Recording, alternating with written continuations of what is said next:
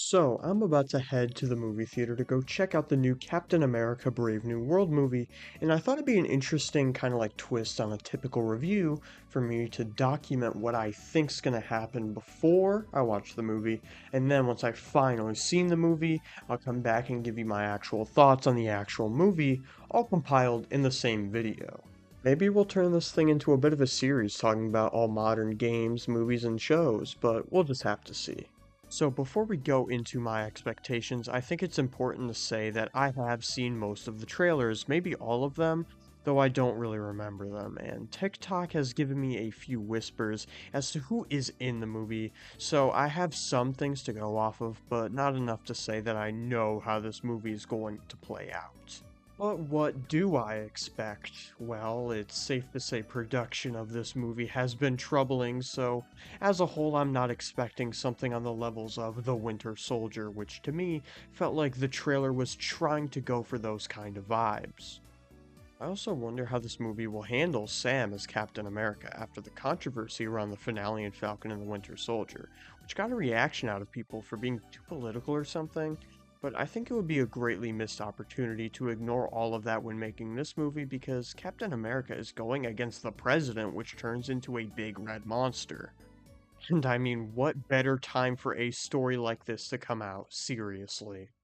I heard a pretty interesting theory a few days ago that I think they're really going to lean into with the upcoming Marvel movies. It's based around the idea that we're going to see the protagonists of the next three Marvel films all lose.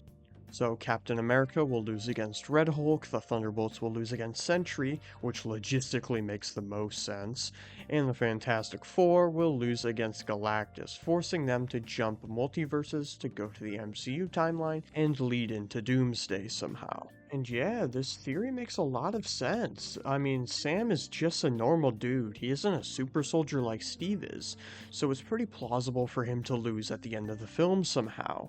I'm not entirely sure where any of these other characters will fit into the story, like Giancarlo's character, but him specifically, I'm super excited to see nonetheless. So, with that, my predicted score of this movie is a 6 out of 10. I think it'll be a fine Marvel movie with some highlights, but ultimately will crumble under the weight of its reshoots. Oh shit, the movie's about to start. I gotta hightail out of here, but I'll be back soon.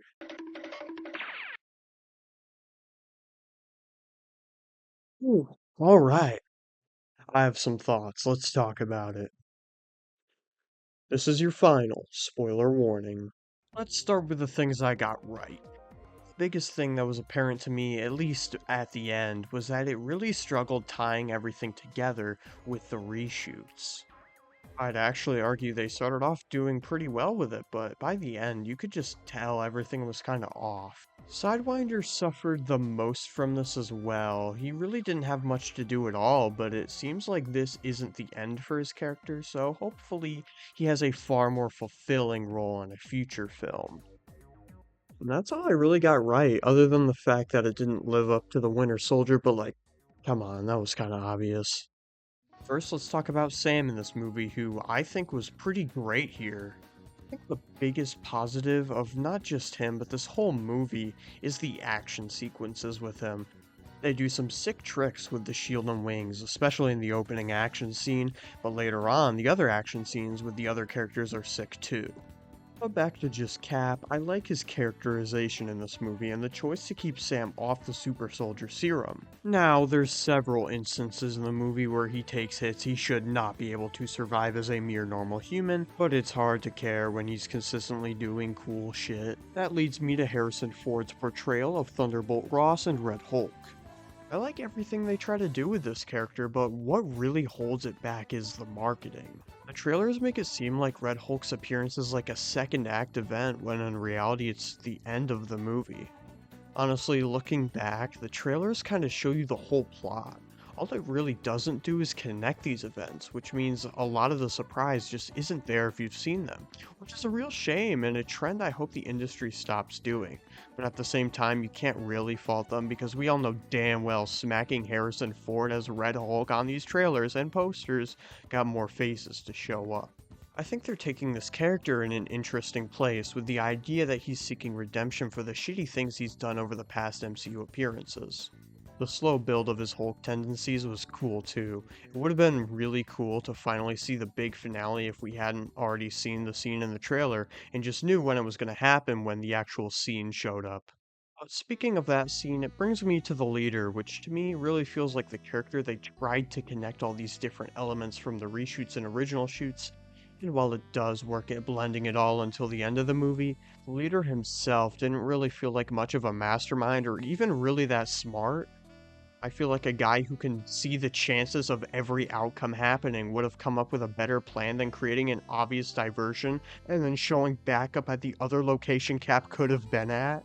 Also, this dude just shows up at places. I guess it would make sense if he's supposedly a genius that he could make a teleportation device, but I don't think they ever brought it up in the movie. Also, his design kinda sucks.